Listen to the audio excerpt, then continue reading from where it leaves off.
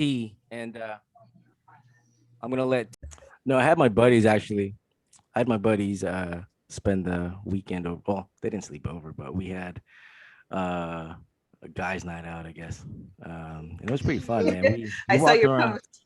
Yeah, we walked around downtown, and we were like, hey, you know what? We had plans to do all these things where we're gonna, hot bars and all that, right? But then I'm Yeah. like, hey, bro, we're like in our mid 40s, man, and we're talking about Midtown Sacramento. So Oh God. you know, Who's are uh, yawning at 10 o'clock like, Yep, that exactly. and that and as you guys know, probably T doesn't know, but Pablo knows this pretty well. Uh, when it's hot outside and you're in Midtown, the bums come out like oh, roaches. You know what I Yep. mean? Right. So that was gonna be hey.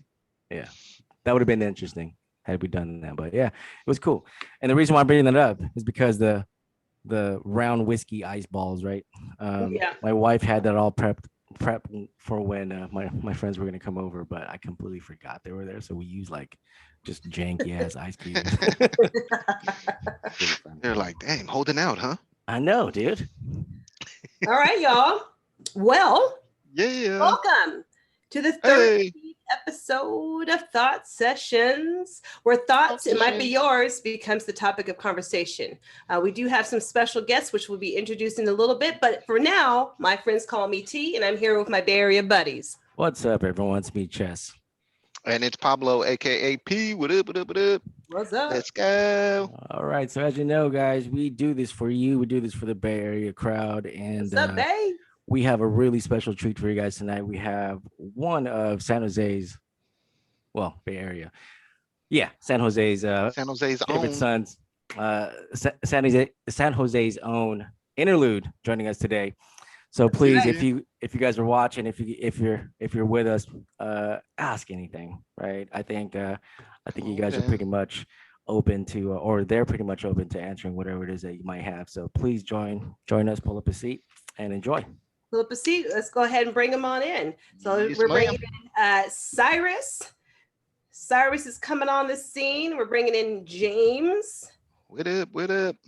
and we're bringing in Eric. Hey. What up? What's good, what's good, what's good? Hey. Hi. Guys. What up, though? What's What up, up? guys? So this Okay. is episode 13. We have Interlude with us. Just like Tamika said, we have Cyrus, James, and Eric. Obviously, for those that don't know, James and Eric are brothers. Cyrus is a third extended brother. We have them with us tonight only for one thing, really, and that's to share some stories. Ooh, we got Ness. Is that Nestor? Special guest? It's Special Ness. surprise guest. Cyrus, is Oh that my Nestor? God. Yeah, I think that's Nestor. All right, so I guess we're gonna be talking Nestor. about Prestige Suit tonight. Anyways, we got the group of guys tonight, and really, what we want to talk about is everything and anything that has to do with Interlude. And we have a few questions from tonight, but if you guys can help us out with a few others, you guys are more than welcome to do that. So again, please welcome Interlude on the show. Yay. Hey, All right, you guys got Welcome. You guys got your drinks. Oh, yeah, that's right. Let's give a cheers to a great session. There you go. All right, Cheers. first of all, one of the first questions that I want to ask you guys, and this is really aimed or directed to all you guys, not just one particular, but how, I mean, I know the answer, right? Because I was there day one. But how did you guys come about?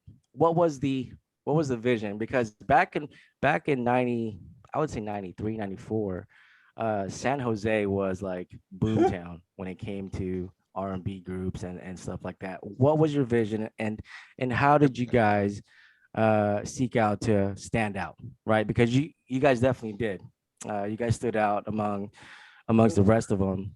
How'd you guys do it? What was your vision, and how'd you guys come about? You're on And mute. Eric, you You're on should probably mute. start because let's let Eric start. Eric, you're on mute. But Sorry. Eric, there you Rookie go. mistake. Dang, rookie mistake already. I was okay. Come on, get it It together. wasn't even like 1 minute yet. It wasn't even. I'm gonna mess up on my first.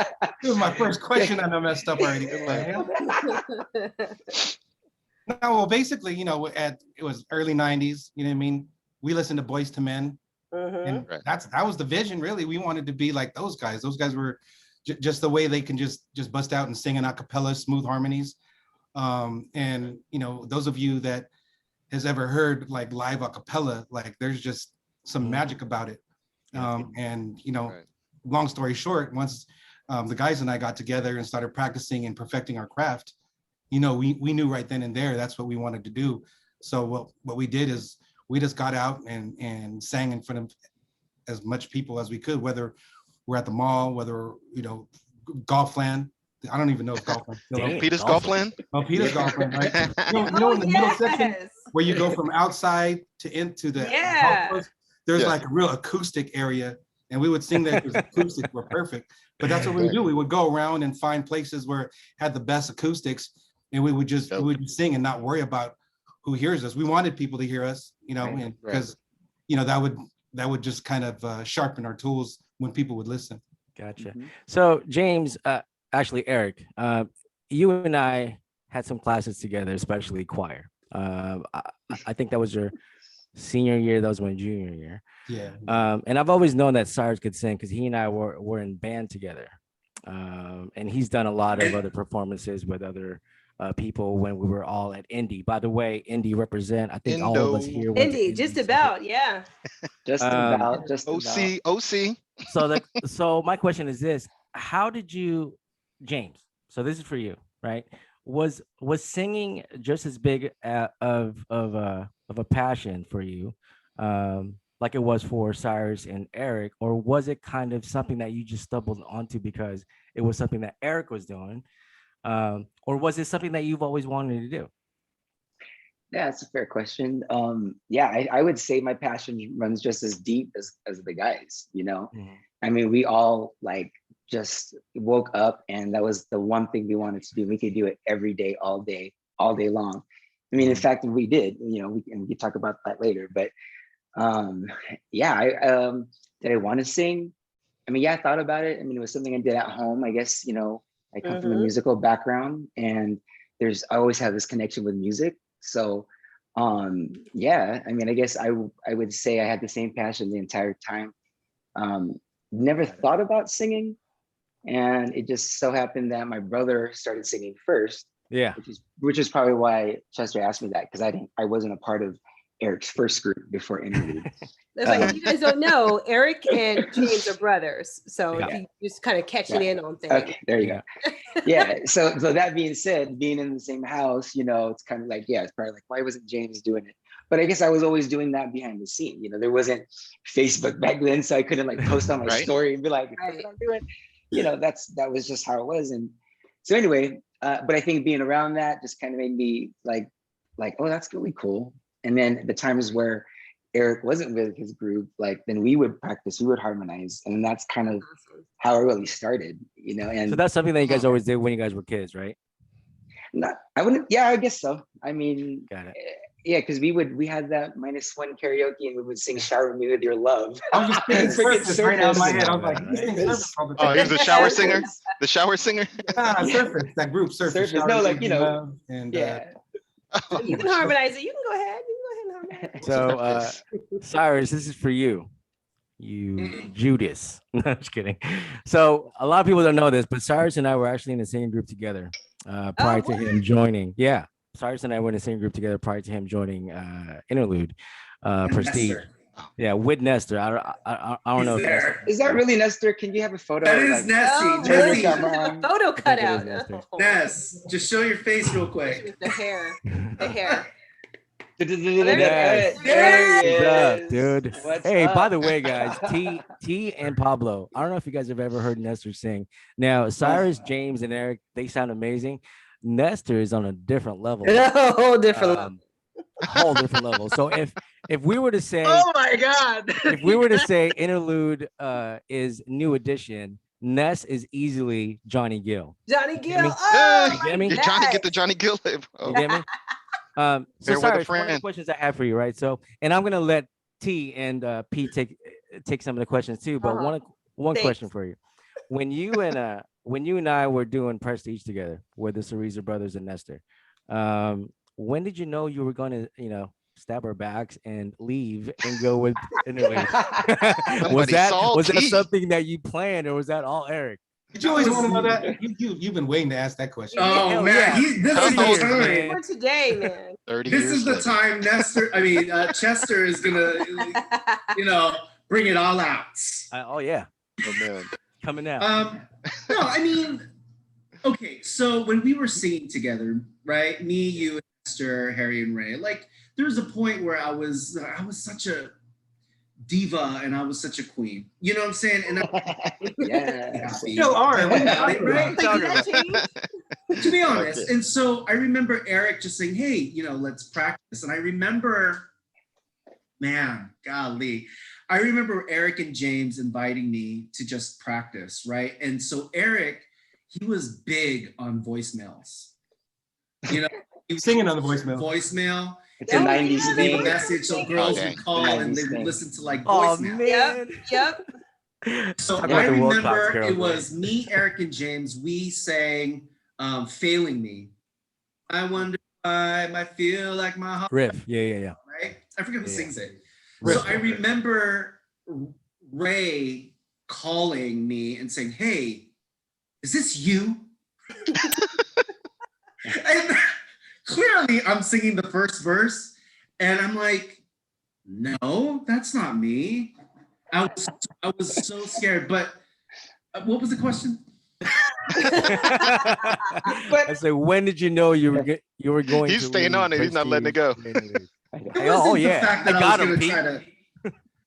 It wasn't the fact that I was trying to like. But I don't think you even knew at that point yet. I keep telling the story. So like we practiced. I Yeah, think we exactly. like So you know, like, hooked up another couple. We practiced another couple of times. right? It wasn't the fact that we started a new group. It was just practicing, right? And so it was to the point where we're like, okay, I'm gonna leave Prestige and I'm gonna do this with them. Mhm. There, boom. There you go. Battle of the Bands. All right, that's So cool. sad about it. No So love lost, I have a question, not Do knowing you like accept? not that you do accept. No. I mean, this is for anyone because obviously, when you come up with like names, right? There's always a story behind it. Sometimes it kind of alternates and switches, as time passes. But how did you come up with the name Innerlude? How? Eric, we'll let this Eric, bottom right square. Ooh, top. how? Well, one, I just always wanted to. When we were younger, I used to draw. I used to tag and stuff like that, and so I would always draw and doodle and see what looked cool. Yeah.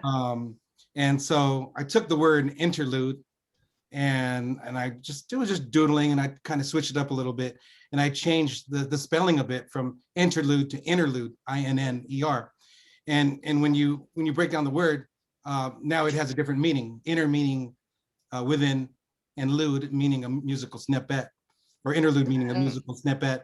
So that's kind of how it started.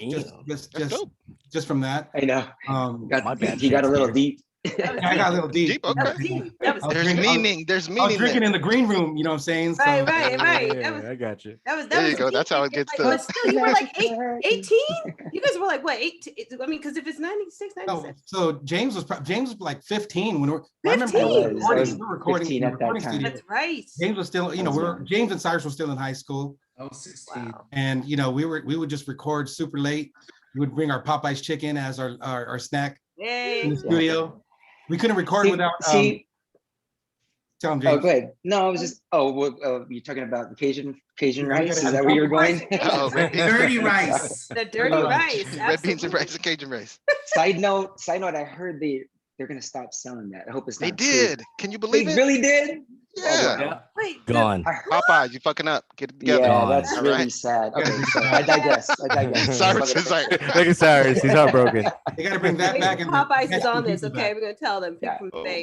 my, and good like, day. So bring it back. But I think what was so back to like the days when we would kick it back then, Chester, like before even the studio, we would just spend hours just practicing. And after school, that was what we did. We would, go get off school and just go straight to, one of our houses and just sit there and like learn harmony. Like that was just the thing to do back then. I'm not sure why, but I mean, you were a part of that too, Chester. Yeah. I think that's what like old school groups he was did, like the though, water back then. boy, It's like, right? Yeah. You know how you have the basketball team, you have the warm up, like everyone's important. Just, you know, You got to roll. you got to roll. Everyone has a role. So, No, I so think. Go ahead. I'm sorry, I got a question. So how were you guys discovered? So where did you take that Yeah, next step into, being a signed group? because you guys have done some amazing stuff. So Well, I'll start the story and then you guys could kind of jump in. But it all started, well, Eric mentioned, we would find places with good echo and we'd want to sing in public. And, I think it was more or less because we really liked the reaction. And that's kind of why, we probably did it. It felt good, right? When someone enjoyed it. So long story short, we ended up going to, it was Halloween. We ended up going to Gyro's haunted house, World of Terror, if you guys can remember. And it was a radio event. Some guys from Hot 97.7, you can remember that radio station, were there. Bay Area. These girls that were with us, they basically went up to them and were like, "Hey, our friends can sing. You got to listen to them." So we did our thing, and then and they were like, giving us props, whatever. We went through the haunted house. We were done. And at the end of the, when we got out, those guys from the radio station were actually waiting for us. And we are like, what? So they were, just basically say, hey, can we take you guys to the radio station? That was really, really good. We called our program director and we want him to meet you guys. Eric, take it from there. Yeah, So, well, first off, it was DJ and Strawberry. Okay. oh man. you Yeah, guys know those names? They were Strawberry was a street team guy back then. He wasn't even he wasn't he wasn't the guy on the radio that you guys, a lot of people know today. Right. So those two were responsible Right. to bringing us back to the radio station to introduce us to DJ Jazzy Jim. He's a Bay Area legend DJ, Right. legendary Sure. DJ. And it was, he basically, when we first sang for him, he goes, not bad. He goes, work on it and give me a call. I guess, we kind of impressed him a little bit. Kind of a nice way, right? A nice way, but I'm not sure how much time passed, but it wasn't that much time, but we contacted him back. We started singing background vocals for another Bay Area group. Spanish Fly. Gee. All right. It's Milo and I. Daddy's home. Our brothers. Yeah. That thing, Daddy's Milo and Home. I, yeah. So we started doing the background vocals for Daddy's Home when that came out. And, that's kind of what kickstarted our career. Our whole discovery, right? Yeah, it really did. And then I would say from there, like we were on shows, like immediately on. I think that was a really great opportunity, was working with Spanish Fly, right? Because they happened to have a #1 record at the time with Daddy's Home. And so it was kind of like the right timing. And we were on that ticket and we were like on every show. And that was kind of how we got to meet everyone on the radio at that time in the 90s. Yeah. So anyway, Yeah, I mean, where do you guys want to 97. take it?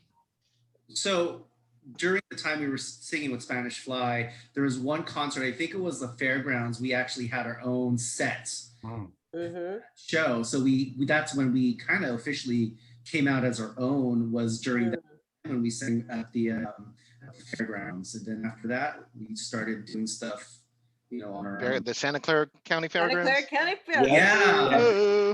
And you know what I remember most about that show? It was like 105 degrees. And we were all wearing like thick ass jumpsuits. I know. We wanted. We did our wardrobe. It was hella hot. I think everybody at the fairgrounds was always overdressed because they were trying to look too damn cool and shit. Exactly. Yeah. Sweating. Yeah. I want to give props to all the Bay Area and even the outskirts of Bay Area R&B groups back in the day, late 90s, early 2000s. If obviously you guys are the kings, right? And I want to say what's up also to I-80, my cousin's group out here in Sacramento. So my question leads to this a little bit. Did you guys know that you would make it this big when it comes to, the type of artists that you guys were opening for? And the only reason why I asked that, right? Because there were a lot of very similar sounding groups out there, right? I forget what their names are now, but there was Prodigy. No, not Prodigy. Repertoire, I believe. They were coming out of They came out of Santa Clara. They're And- three-man I group. feel like I remember that group. Yep. That Yeah, sounds repertoire, familiar. and then also that dude that eventually went on American Idol, Simon Lowe, I believe was his name. You know what I'm talking about? I forgot his name. I should have done my research. I know who you're talking about. Yeah, so he was Right. in that group, and he made a name for himself as a solo artist. But for you guys who made it big when it was still pretty hot, when everyone was trying to get into the business, did you know that you would make it that big? I mean, from what I understand, you guys opened for Destiny's Child, for E40, for NSYNC, and all those other things. I mean, was that always in the plan once you hooked up with Strawberry, or did that kind of just come about because of your connections? Was that something that you guys aspired to do, or it kind of just snowballed into that? Honestly, man, it's a lot. That was a lot. Yeah, I know. So I don't think we knew that our goal was to have a song on the radio. That was our ultimate goal, That was the right? goal, yeah. And during that time, we had other Filipino artists that were striving for the same thing. Yeah. Kai that was out there. There was Premier that was out there. There was DNA, right? So all these Filipino acts were trying to come up. And so our goal, One Voice, just like One Voice, our goal was to keep on doing shows, perfect our craft, and with the right people on our team, like Jazzy Jim, he's gonna take us to that point, right? So when we recorded I Don't Want to Go On, and I remember Jim saying, all right, guys, we're going to put this on the radio. We're going to do it now. We're going to do it now. It was March 19th. I remember. March 18th, sometime March 1998. And I was ready to go to church. And I remember them playing it for the first time. And dude, I was in the streets. I was laughing. I was dancing. I'm sure Eric and James, you guys were. I mean, it felt like we won the lottery, as I always explain it. Oh, insane, man. right? I mean, And it was then amazing. our song just fucking blew up. It just Mhm.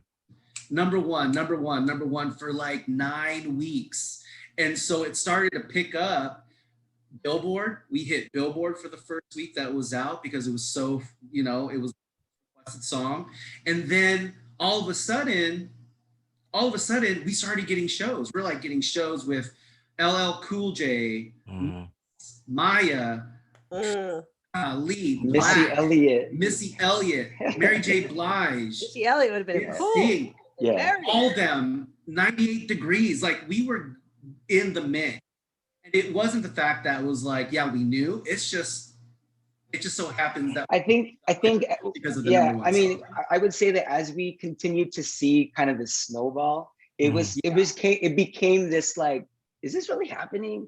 Yeah. Moment. I mean, it really did feel like that. But we embraced it, and and we just basically put in the work to make sure we can represent and have a great show. And I felt like that was what we knew we were good at, was like the showmanship and getting out there and connecting with everyone. Yeah. And because we did have a great time, and that didn't happen just like overnight. I mean, that took a lot of blood, sweat, and tears, like they always say. Yeah. So I do have a question. So and you guys touched on it a little bit, being Filipino as you are, like, did you see it more of not even just, okay, yes, we're representing for the Bay, but did you take it even deeper than that? We're representing for a culture at that, and being singers and from the Bay. Like, explain a little bit about that, because I know there's a lot of people, whether it be sports or anything, that the weight kind of like, we're representing for more than what you think. yeah, I mean, no, I think that's a fair question. And being Filipino, doing something like that at that time was definitely something new, right? I mean, it was only happening kind of in our own little community. I would say maybe it was like that, like regionally everywhere else, like just happening in little communities, because there wasn't social media or anything at that time. Yeah. But we always had that in our mind, like, how are they going to react to us walking on stage being Filipino? I mean, like, honestly, Right. and I mean, that was an honest feeling. But we always knew, like, we had some little special, and we always were able to turn it on stage. And we just knew, like, in our minds, we were like, we're going to turn this out. And then we did, and Mhm. and like we loved it. And so through time, I think we just ended up learning that it didn't matter. We just stuck to like what we knew, and we were just there to ride that, follow that path. Yeah. But Right. to reconnect with the being Filipino thing, I mean, that was definitely a big thing, and we always wanted to be like that first big group, like Yeah. I mean, go ahead, guys. I'll let you guys. We answer always that. had that Filipino pride. Like Yeah. always something that we always had was that, yeah, we are Filipino, we're gonna represent, and Filipinos can do it. And so Yep. what we did, we gave 110% on stage, and it was given the opportunity for people to say, hey man, Filipinos. Yeah, and I'll just add to that a little bit though. I mean, and I feel like at that time, because we were kind of unseen, unheard, so to speak, it was kind of this thing like, dang, I didn't know you guys sound like that. And like, it was, you know what I'm saying? Like in a way, and people put it in other words, but it was just like, dang, you guys got some soul or this or that. So Yeah. it was just amazing to hear those things. Cause again, I would just use that phrase. It's like, you felt unseen and heard at that time. Cause like, who are you guys? What are you guys gonna do? But now you see a Filipino, but I was gonna say now you see a Filipino walk on stage, and you almost feel like, okay, what are you gonna give me? Right? It's a little different now. Mhm. Yeah, because there's times. Yeah. Right. So was there ever like a compliment or an interaction with like maybe somebody you were opening up with or opening up for, that kind of like you guys are like, wow, or I mean positive, negative, Oh god, whatever. the Or giggling. negative. Or negative. There Or was negative. one- Giggling. Yeah, tell us the juicy To stuff. give us the tea. Well, besides crazy? having panties Who's thrown crazy? at James, Oh, wait, what? besides panties being thrown at James, there Oh, was you're getting the What? Teddy Pendergrass. They were doing the Teddy The Pendergrass. underwear. so. Well, here's the thing. So we were backup singers for Spanish Fly, and mind you, James was 15, I was 16. That's right. You guys were babies. We were young, right? Right, we were young going on stage, and I remember Yeah. walking off stage, and they were like, "Bring back the Brown boys. Yeah. The Brown back the Boys? Brown Boys." Bring back the Brown Boys. But we were not in California, right? We weren't in We were in California. Modesto or something like that. No, right? we weren't in Oh, California. no, we were Southern like in the California, Midwest. guys. It may have been in Oregon. Modesto's its own country. Yeah, Yeah. in Oregon or Seattle or No, something. we were in like that. another state. No, it couldn't We be were in another Seattle. There's a lot state. of Filipinos in Seattle. I think it was Yeah, Oregon. you were. Yeah. We were I not. think it was in Oregon, California. and they didn't know what we were. They didn't know what Oh. nationality we were. So the best thing they could say is the Brown Boys. The Brown Boys. Forget about all that. All right, that's cool. Oh, Hey, man. I got a question for you guys. First I want to make a statement and then a question. I don't know if you guys realize where you guys stand in the hierarchy of Bay Area talent that made it out mainstream, right? When it comes to female vocalists, who would you say is the one that made the most ruckus For Where? In the Filipinos? for Filipinos out from the Bay? Filipinos out from the Bay. I would think Jocelyn, right? I would say Jocelyn Rodriguez. Jocelyn. Correct. Yeah. Jocelyn Rodriguez, yeah. Now, if we go to the male side of things, who would you say is that? Solo. Is this a trick question? It's not a trick question.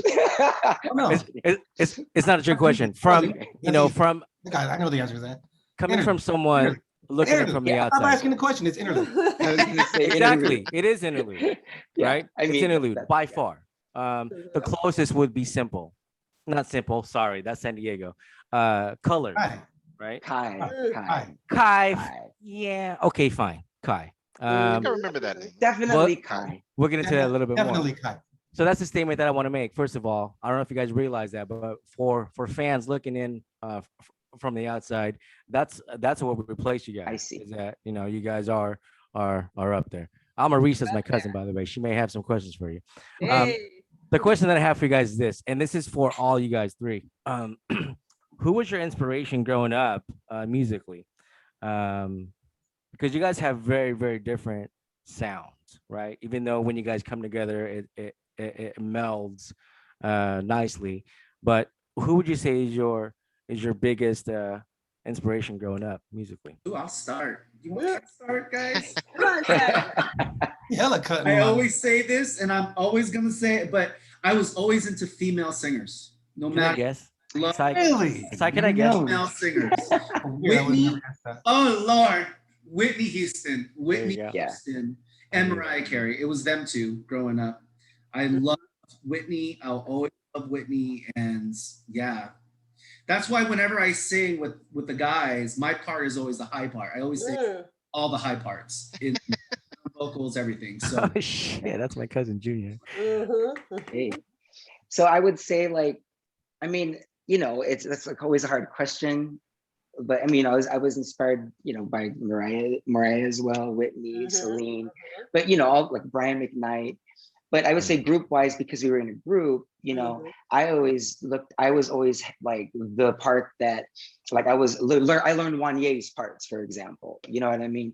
So, you know, I feel like, because Chester was kind of asking, like, you know, we're kind of different in our own way, but I feel like that was my contribution in a group setting, right? Was to sing that part, you know, to sing the bridge. And, Power. James you brought know, the power. yeah, and so that was what I focused on, right? Yeah, and then Eric was more of the silky smooth, right? Yeah, Would you say? I listened to a lot of Stevie Wonder. I knew it. And, I knew it. and of Eric, course, I knew it.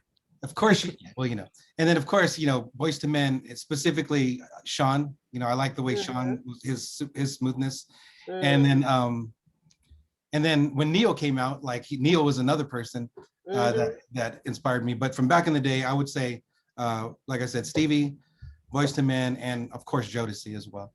Nice. Man, Jodeci. I was talking about some old school 90s stuff. Then, you know, but so because a lot of times when you watch kind of the shows, right, like especially groups, like each one had a certain persona. Like, was it your own natural persona that you had, or like who was what persona? Like, James was well, hold on. Before you guys answer this, hold on. Beyonce, Hold Eric on. was Wait Kelly, a minute, and I'm Michelle. Cyrus. Hold on. Yeah, I was gonna say in those terms, that's how it would break down. There you go. Hold on. That's how it was. No, honestly, James was the front man. I gotta say, James was the front man, and then there was Eric, and I was there. But I mean, equally and collectively, we were a force. I mean, honest to God, like it wasn't Innerlude without all three of us. Hold like, on, okay. Giving it, you know. Okay. Right. To be fair, right? Interlude wasn't always a trio. True. Oh my God! Here we go again. Someone else on the call.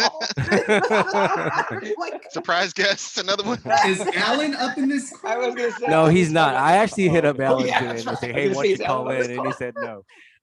Oh, dang. Yeah. That would have been fun. no. That would have been So- fun. He should have came. Well, he didn't say no. It's just that he has work, right? There you go. You still talk? Wait, hold on. yes, they You still hang talk out. to Alan? They go Yeah. karaoke. Yeah, we go to What? karaoke all the time. How's he doing? Okay, He's never good. mind. Okay, He's doing good. we can, okay. TFI. Anyways, so Interlude wasn't always a trio. At one point, it was a 4-part. How has that changed, right? Because I know that fighting for parts, I can attest to that. It was always hard to fight for parts, right? Everyone wants to have something significant to contribute to a song, right? Yeah. So you guys went from 4 to 3. Did it make it easier to kind of assign, I guess, roles at that point? Yeah. Go ahead, sorry. Yeah. I mean, there was 4, right? And there was always a 4th person that typically changed, right? It was either they weren't serious in wanting to practice with us. They were thinking about growing too much. Yeah. They just had Or a they different were work like- ethic, right? Alan, right? damn And it, so Alan. We wanted to focus on singing, right? Yeah. We thought singing was something that we really needed to do. And it was really difficult to try to have that 4th person find a part because James always singing the lead, Eric will sing the bottom, I'll sing the falsetto. 4th person, That's it. you got to figure it out, right? Lower Damn. for me. So that was the But formula. we realized that the formula of this group to be successful were the ones that were consistent. And it was always Eric, James, and I that were the most consistent throughout the time. Our visions were the same. Our philosophy of what we thought we needed, how we needed to improve our craft was the same. And stuck it as a 3. And that happened in 1997. I remember it clearly. It was right before Street Jam. And we did a show in Street Jam as a trio for the first time, 1997. It's like Beyonce and her crew. So And who does the writing, or who did the writing? Oh yeah, You guys. Do you have a writer? I did. I did a lot of the writing for the group. Nice. So, Yeah, and I was the one when we started. I was the one that already graduated, so I had a lot of time to work on music. And I you guys were babies at the time. Who wrote I Don't You Want to gotta Go On? rewind. So, yeah, man, I always kind of wrote, Yeah. even like in middle school. I mean, I wasn't Mhm. writing songs in middle school. Mhm. I was writing poems to the girls I had crushes on. They just never worked. Hey, Yeah, that's how it But starts, right? that's how that's I how it start. You gotta starts. start somewhere. In And fact, someone has to break your heart, for you to Exactly. kind of. I mean, ain't that the truth though? You want to Yeah. shout them out right now? It's long. Eric actually wrote "I Don't Want to Go On" with another person. His name is Manny, but it was them two that wrote "I Don't Want to Go On." So what was your guys' like creative process? Did you just go in the studio and brainstorm, or you just already had the songs ready and you were like, do this? Yeah, sometimes it's like that, but Yeah. sometimes I can be on the toilet and just humming Yeah. something. An idea may pop up, and That's then true. I'll go to the room and just lay a dummy down, and then next thing you know, I start putting lyrics to it. There's a process involved, and sometimes it just comes to you. Sometimes someone will show up with an instrumental, and we just start writing to it. So it depends what it calls for. And for example, we one of the songs we have on the album was called Your Smile, and it's with Tanto Metro and Devante. They're big time reggae artists. And we were at a concert they performed at, and after our manager, Jake Myers, shout out to Jake if you're watching. What's up, Jakey? Jake went backstage, talked to those guys, and got them to come from the show straight to the studio. We didn't have a song to record or nothing. So from scratch, that song that you hear on the album with them, we basically created it overnight. And just to show you, like, songs can be inspired or written in many different ways. And Right. like that one just was inspired just right on the spot, and we kind of just made it happen. And sometimes magic just happens like that. That's awesome. That's when it's legit. What, Yes, what sir. about dancing? What about vibes. moves? Like, of course, I mean, you got to be able to sing, but you got to be able to move. Like, Especially I'm sure back that was in a the 90s. prerequisite. That was my favorite. I love dancing. Yeah. Well, especially to that song we're Scenes. talking about. We had this reggae part. Yeah. And it was like, we were like giving it on stage. I mean, We really were giving it. I mean, we Hey, had a James. great time. James and Cyrus invented twerking. You guys just don't even know it. No. I mean, I wish we could show you all those videos, I mean, you can show us in now. our like 25-year-old bodies. But around that John time, the Rose back in the day. mid-90s, everybody was hella dancing Everybody back then. was- Remember Yeah, in the everyone had to. everybody, there was like 50,000 dance crews out there. Even Debbie Gibson had to dance. Yep. And well, I got to give a shout out to Spanish Fly though, because if we weren't doing shows with them, if we weren't singing backup for them, we learned a lot from them. We learned how to put on a show from those guys. Yeah. You know what, they were Ronnie? guys, but they had dancers, they had routines, they sang. Yeah, they We were had to, dope. yeah. learned a lot from those. You know what, you guys? Ronnie Reddick actually is watching. I don't know if Ronnie. He actually said that. And I'm glad that you bring that up, Eric, because he had mentioned, what did he say? Was dancing and doing choreography for Spanish Fly and Premiere. And he said he loved the 90s. So yeah, Ronnie's out there. Shout out to you if you're still watching. But he was watching and he mentioned that. And I know he's a fabulous dancer choreographer. And so, so that gives a little bit of a nod to. There you go. Spanish Fly was Yeah. amazing. All right, so we've gotten a glimpse of all the, bubbly, bubblegum, good Uh-oh. rainbow stuff. You know what I mean? Now comes the winter. What would you say was probably the most or the worst live performance? Now, Oh, here's the thing, right? I'm nowhere I have one. I'm nowhere near you guys' level, right? But I've recorded before. And recording is a lot different from performing live. So what would you say would probably be the most embarrassing live performance where you guys just completely fucked up? Go ahead. Well, can I share one first? I'll share one first because you're probably going to do it first for science. Well, I mean, I don't even think this is one where we messed up, but it was a mess up, and It's okay to cuss on this show, Eric. I don't cuss at all. Do I look like a person that cusses? Not bad. I plead the fifth. Okay. I do. I think we're in Indiana. Was it Indiana? What the hell? We were on a college tour. We were on We a might have been college in Muncie, Indiana, of all places. We did a college tour. But that's one thing that was cool about our touring life is we got to visit a lot of places that we probably would have never Yeah. visited. For sure. like Gotcha. Muncie, Indiana, and that's why I never forget about it. Anyways, so we're performing, and this is back when people still use CDs. So our show tape was on a CD, and we were doing our thing like normal. We're doing, we're performing, singing, and the CD starts skipping. Oh, See, but hold on though. But yeah, because see, at a show CD, yeah, we do sing live, but yeah. there is track on it. Yeah. We'll add Right. little, we'll add a little like small vocal tracks in the back. So it thickens up the Put down a harmony. little live. bit. Yeah. So Everyone does it. So the chorus comes on.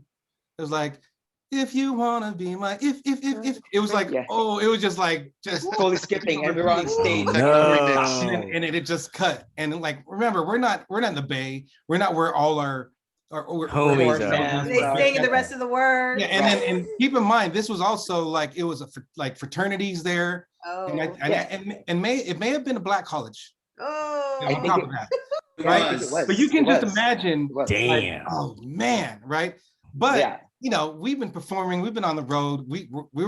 Our voices were, we're at its prime because we were practicing a lot. We're good. Mhm. So I was like, hey fellas, we're having some technical difficulties, but that's not going to stop us. We just busted out a cappella and we won the crowd over. And that kind of crowd, they're going to let you know. Yes, they They're will. going to let you know. They don't know. We went to black college. Okay, Especially a black college. But we did great. We knocked it out of the park, and we made some fans that night. But that was one of my most memorable mess ups or whatever. Yeah. At least What we about you, didn't crash James? and burn in the end. What about you, James? Well, okay, I'll add to that. You guys, there's a nightclub called City Nights. Oh, who So- doesn't remember Is that? it Oh, Third, yeah. Third and Harrison? Is that what the cross Yep. street was? Yeah, it was. Okay, all right. Lots of So security we were out there. there for probably was like a ladies' night. I think Wild 94.9 or I'm not sure what. Probably was Wild 94.9. Anyway, we were on stage and it was that Tantra Metro and Devante song Eric was just talking about, right? And we had this club show and we were like, let's do that song. It's an upbeat reggae tempo. We know the dance, right? We're gonna go up there and do our thing. So we get out there and mind you, like, normally when you're in a studio, you're gonna know the song as you record it, right? Cyrus just remember what show I'm talking about now. So no one recorded the first verse because the other group did that. So I had to learn that, I don't know, probably just right before the show. So I get out there and like forget all my lyrics pretty much. No one could save me because no one knew the lyrics. Damn. Let me tell you, Eric and James were trying to cover by running. They were riffing.